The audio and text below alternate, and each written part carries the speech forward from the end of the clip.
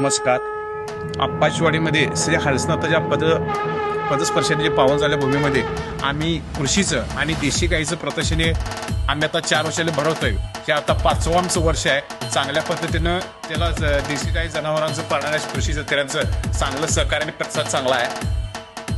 आता पुढील प्रमाणे आम्ही इथे आयोजन केलेलं आहे. गायीसाठी आणि कोंडासाठी खास बाहेर बांधण्याची सोय त्याची झाडाखाली मोठ्या पद्धतीने केलेली आहे. कारण या उन्हाळा तडाखा असल्यामुळे सावली भरपूर आहे झाडाही. त्यामध्ये पाणी सोय आपण मोठे टँक लावलेला आहे पाण्याचा. त्यानंतर मोठी टाकी आहे पाण्याची.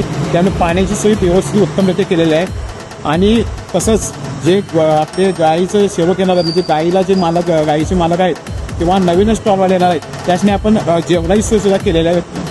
त्यामुळे इथं काही अडचण येणार नाही तुम्हाला. आणि कमिटी तुम्हाला सर्वस्वी सगळ्या गोष्टी अवेलेबल करून देईल. जनावरांच्या खाद्याचे जे नवीन नवीन कंपनी पशुखाद्य असून दे किंवा नवीन नवीन कंपन्या असू द्या त्यासाठी त्यांनी जागा ही 10 बागायची अशी त्याची अवेलेबल केलेली आहे. ही जागाची लाईन दिलेली आहे. एक लाईन मध्ये तुम्हाला इकडे आपले जनावरचे खाद्य शेतीसाठी नवीन अवजार पण दिले. यासाठी भाडं आकारलेलं आहे. या जागा फ्रीमध्ये देण्याचं योजना केलेली आहे. त्यांनी आपले काय स्टॉल असतील ते त्यात आपली जी जाहिरात आहे अवेलेबिलिटी करतो आपण. पण त्यावेळी 9 तारखेला यांनी सकाळी 9 वाजता येऊन आपलं स्टॉल या लावून घ्यायचं. आपली जे मन ग्रुपची जी कंपनी आहे जी ते संचालक अध्यक्ष उपाध्यक्ष त्यांनी ते जागा ॲपॉइंटमेंट देतील. जागेसाठी खास करून भाडं टीप म्हणजे जागेसाठी खास करून भाडं आकारलं जाणार नाही आहे.